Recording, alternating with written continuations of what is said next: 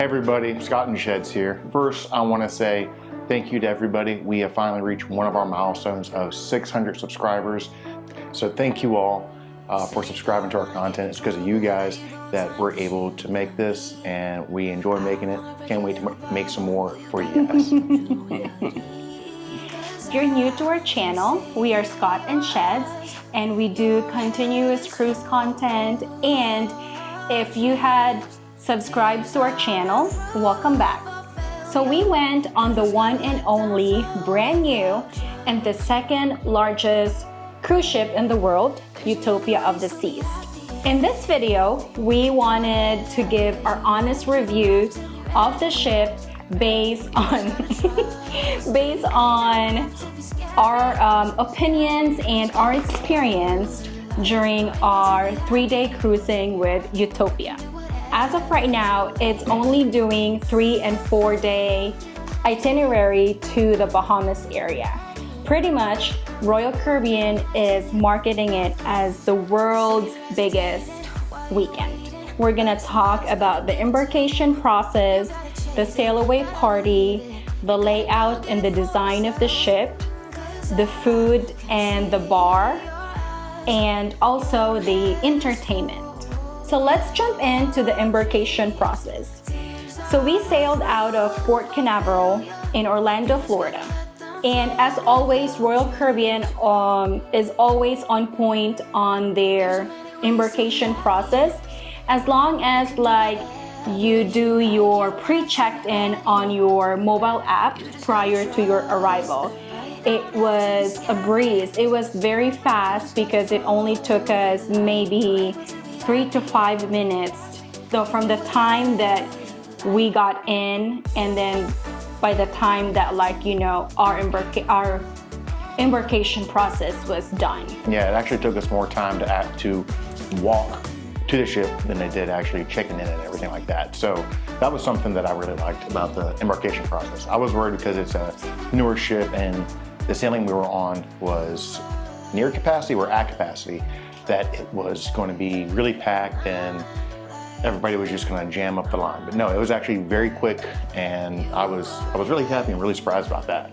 Yes, as long as like you have your passport ready with you, and as long as you have your passport or birth certificate, whichever one you sail with, and the app to show your boarding pass. Mm-hmm. As you embark on the ship, you get right straight to the Royal Promenade, which is very beautiful on this ship. As soon as like you get on the ship, you will see Pesky Parrot. More on that later. Which is a new bar at Utopia of the Seas. And right after we got into the ship, we went straight to our muster station. Mm-hmm. In our experience in all of our cruise ships, we always have to do our muster station right away. Yeah, we don't wait until about 2 or 3 drinks in. We don't get lunch before. No. That's just our preference. We want to go ahead and get that out of the way. Yes. Next, we're going to talk about the sailaway party. Sailaway party for Utopia of the Seas is definitely way different than the normal Royal Caribbean sailaway. Mm-hmm. Yes. Since it's the theme of this cruise ship is, the biggest weekend, they live up to that theme. We had during our sailing, it was a different cruise director, and yeah, it was not the usual one. The usual one.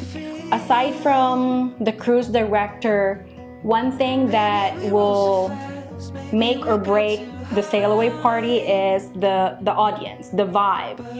So on this sailing that we had, the audience was partying together with the cruise director. There were champagne guns. Yeah. Yes, I've never seen those on any other cruise lines. Not even Carnival. You gotta catch up, Carnival. Yes, but yes, everybody was dancing and partying, and that sailaway party was it was very long. Yeah, it was probably the longest one that we've ever attended. Yes, and if you're not into if you're not used to the party sailaway that Royal Caribbean usually does, this one is very different. Yeah. Moving along, we're gonna talk about the layout and the design of the ship. Utopia of the Seas really has that wow factor. The layout of the ship, the design, everything, like the color is very vibrant. It's very colorful, purple, pink, everywhere. Royal Caribbean really nailed it. The color, the design, the layout of the ship is very different from, oh, okay, Gunther. Excuse my dog's growling moment. So from all the way from the pool area to the Royal Promenade to Central Park and to the Boardwalk, everything was it was very beautiful. Overall, it was very beautiful. Central Park, that was your first Central Park. Yep. And Scott was, very amazed that like how there's like live plants inside Central Park. The Central Park on this specific cruise ship is different because I've sailed with Allure of the Seas and Utopia. All of these specialty restaurants, majority of the specialty restaurants are at Central Park compared to like the other Oasis class. Royal Promenade, as always, they have the Sorrentos. That's where they're gonna do the disco night party at night. Promenade has the Starbucks. The Utopia of the Seas is basically still laid out like the other Oasis class ships, because it is an Oasis class ship. There are a couple restaurants that are switched around. For example, we kind of mentioned this a little bit earlier. The Pesky Parrot took the place of the Bionic Bar, and where the Utopia Station, the specialty restaurant we went to, that one is where Izumi is on most Oasis class ships. So keep that in mind. There are going to be some subtle differences, but the layout is probably about 80% the same. Yeah. Although this one, Utopia does have a 2-story Giovanni's, which was something really interesting. And I'm a little sad that we didn't get to go there. The Boardwalk still has the ultimate abyss, which we did end up trying, and we both enjoyed it. Yeah, it hurts your butt though. Boardwalk also has the Playmakers and the Johnny Rockets, and of course the infamous carousel ride. All right, it's time for the food. One of my favorite things. So it has most of your complimentary restaurants, like Shub was talking about, Sorrento's, Cafe Promenade. Also has like Park Cafe, and basically everything else. The Windjammer, of course, and MDR. All that stuff is still there. We did take part of a couple of the specialty restaurants. One of them being the Mason Jar, which we enjoyed. I liked it. It reminds you of Cracker Barrel. So like that good Southern cooking. Check out our video, which we're gonna put a link on the description. We did a full review of the dinner that we partake at Mason Jar. Yep, and the Mason Jar also has a bar too, but more on that bar later. Another specialty restaurant that we did enjoy was the Utopia Station, which was an immersive experience. A little bit pricey. I think it was around like $130, $140 for this dinner and a show. So it's not, the food's good, but you're really paying for the show more than anything else. And but it has all the others like Chops. It also has 150 Central Park, which we haven't tried yet, but spoiler, we're going to. And Izumi, teppanyaki, and the sushi place, of course. But yeah, all the food there was great. We only ate we didn't even eat at the MDR. No, we did not. Yeah. It's hard to, since this is only like a 3-day. Yeah, it was a short sailing, Yeah. and we really wanted to try those two specialty restaurants that were I wouldn't say truly unique. Well, the Utopia station is unique to Utopia. But the mason jar, you can't find that except for one or two other ships. So we definitely wanted to try that one. Did not disappoint. But everything else, the windjammer that we had for dinner one night, you know, food was great. The Slam Bistro. Oh, one thing about the food, embarkation day. Definitely for embarkation days, both the windjammer and the Slam Bistro, they have lobster tail. So yeah, you don't have to wait till like a fancy night to get the lobster tail. You can get it that day, the embarkation day. The food with the Solarium Bistro was like really good. Yeah, the food at Solarium Bistro was better than what we had at the Windjammer, though. I will say that. And it was less crowded. Yeah. And it was a little more, I don't want to sound cheesy when I say this, a little more, you know, serene. Sophisticated, Yeah, or serene. Yeah, not as crazy. Yeah. Not as hectic. So I definitely appreciated that. All right, let's go on to bars next. Of course, you're gonna have your schooner or schooner, however you pronounce it. Heard it called both. The Solarium bar, and yeah. So, but bars. Also had lime and coconut, which we enjoyed. I think there were 2 levels of that one actually, deck 15 and 16. But the bars I'm really going to talk about are the ones that are unique or not as common as the other ones like the lime and coconut and such. First one was Pesky Parrot. Now, we did a full drink review of the Pesky Parrot and the Mason Jar bar, Mason Jar bar. And the Pesky Parrot, I thought I was going to like that a lot more than I did. It was okay, but most of the drinks there were like the frozen type, and I'm not one for that. Embarkation Day, that one was very packed, number one, because it is on the Royal Promenade. So that's the first bar everybody sees. They want to go there. Plus, it's something new and shiny. And I was guilty of that too. And very colorful. Very colorful. Yeah, and there's a mechanical bird there named, what was his name? Brian. Yeah, a mechanical bird, parrot named Brian.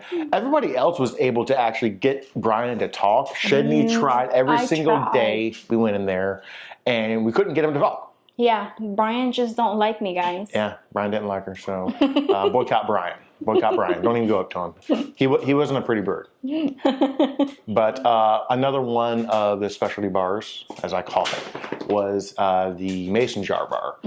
Now, that one had live country music, like country rock music, in there every evening. It was very loud, very packed. They had a decent amount of good drinks in there. One of my favorite was the apple pie old fashioned, I think. That one was a pretty sweet old fashioned, had a big old chunk of ice in there, and it was sweet. I liked it. Also had a couple others, all smoke, no joke. Coke. Whiskey and Coke, or something like that, where it was a smoked Jack and Coke. I love smoked drinks, so they had a lot of whiskey drinks there, which, if you know me, I love my whiskey. But that place was very loud. So if you're going to want a bar that is quiet and you can enjoy sipping on a cocktail or a glass of wine, Mason Jar Bar is not for you. So keep that in mind. All the other bars, I mean, they're the same. There's nothing special about them. Still serve great drinks, but those two, the specialty bars, Pesky Parrot, I would say try it because it's something new. Although right now it is the only Pesky Parrot in Royal Caribbean Fleet, but the Allure of the Seas is actually replacing, I believe it is their bionic bar, excuse me, with the Pesky Parrot. So we never experienced the bionic bar. I don't know if we will. If we will, might be a one and done. But the Pesky Parrot, it's got some decent drinks, but I'm not much of a frozen one. So if you like the frozen drinks, definitely go for the Pesky Parrot. All right, let's move on to entertainment, guys. This was my first Oasis class ship, as Shedney said earlier. One of the things that the Oasis class ships is known for is their Aqua Show. And this being my first Aqua Show, I thought it was awesome. Shedney had seen one on the Allure of the Seas that was called Aqua 80. This one, ironically, was called Aqua 82. The one in Allure is called Oceanaria. Oh, okay. So Yes. edit that out. But she still experienced the Aqua Show. But this one was called Aqua 82. It was awesome. Plenty of stunts. Yes. The high diving was freaking wow. Wow. The marbles on them. Wow. And I believe like Royal Caribbean is the only one that has an Aqua Show like that. Yeah. Yeah. So, And it's very beautiful. yeah. But she didn't like that more than the one that she saw on the Allure. One of the other things, there were various parades and such like that. Yes. And one-hit wonder type thing over on the promenade, which was pretty entertaining. Seeing everybody do their thing. Royal Promenade also hosted the Veterans Tribute. And that was pretty awesome. I saw them on the rising bar on the 6th deck, talking down to us, so that was pretty awesome. One of the other shows that they do on the Utopia was, what was the ice skating one called? Oh, Utopia? Yeah, Utopia. Well, the ice skating show that I liked wasn't, oh my God, I have to go see it again. I liked it, was called Utopia. So if like you, like, you know, the letter U, it was you as in you. But that was really good. I liked that one. And the theater show. The All-In Show. It was called the All-In Show. And I loved it because it incorporated a whole bunch of songs. Also told a whole bunch of stories and things like that. It was easy to follow. And then for like the grand finale, they had these drones with lights on them. Yes. And it kind of reminds you of like lightning bugs. Fireflies? Yeah, fireflies. Those things. I call it both. But you know, fireflies, lightning bugs, you know, whichever it's called. And that was pretty cool to watch, actually. Like, yeah. There's so many. What are those called? Light projections that they do. Yep, and Strobe lights. They have a lot of props, not just things that they carry with them, but you know, actually like mechanical things in the background. They're up on the wires that they're like flying. And it's awesome. It's awesome. It's one of the better ones that I've seen, actually. And I really enjoyed it. Although there was somebody in front of us that kept talking during the show, and Shedney stopped me from saying something. So, but yeah, that show was good. I liked it. I think like the ones that we haven't partake are, we haven't got the chance to do the toga party. Oh yeah. Yes, we did not. We were just so tired because they do the toga party like so late. Yeah, so there was the toga party we didn't partake of. I think we were actually going to one of the shows. Yeah. And then the red party, we did not do red party on day one as well. No, we didn't do red party. And then there was another one, the Alpha Kappa Pack. I think that's on a 4-day. Okay, sailing. So yeah, on a 4-day, probably on your C day. I forget. I think it was in the comedy club. They set up like all these like fraternity and sorority games, like beer pong and you know things like that. So if you guys, anybody out there that has gone on a 4-day sailing, comment below. Yeah. What'd y'all do when y'all on that extra day? I want to know. I want to live vicariously through you guys for that. Yeah, and see like how you guys like that. Yeah, we missed that one. Yeah. So you know, I'm curious to hear about that one. But all in all, Utopia, I liked it. Like I said, I really wish we were able to do a 4-day, but with our work schedule and everything like that, unfortunately, we were only able to do a 3-day. Oh yeah, the ports too. Yeah. Yeah, the ports was only Perfect Day at Coco Cay, which you know we always enjoy, and then Nassau. So the only difference between a 3-day and a 4-day is on the 4-day you get a sea day. That's it. But all in all, I liked Utopia the Seas. Going on it again, maybe, but not anytime soon. I'll say that. Maybe do you know, finish up stuff that we didn't get to do, or maybe they get longer itineraries. You know? Right. But yeah, Utopia Seas is good. Is it a one and done? But if you don't, you know, you'll enjoy yourself. It is going to be a little more spicier than a regular Royal Caribbean cruise. Yeah. It's really like a party cruise ship. Yeah, we actually, I can't remember what day it was, but we had a there was a twerking contest out there. I think that was on the second day. Yeah, I think it was day 2. And like twerking contest, okay, fine, whatever. But they were encouraging kids to do it, and I was just like, So, look at the schedule.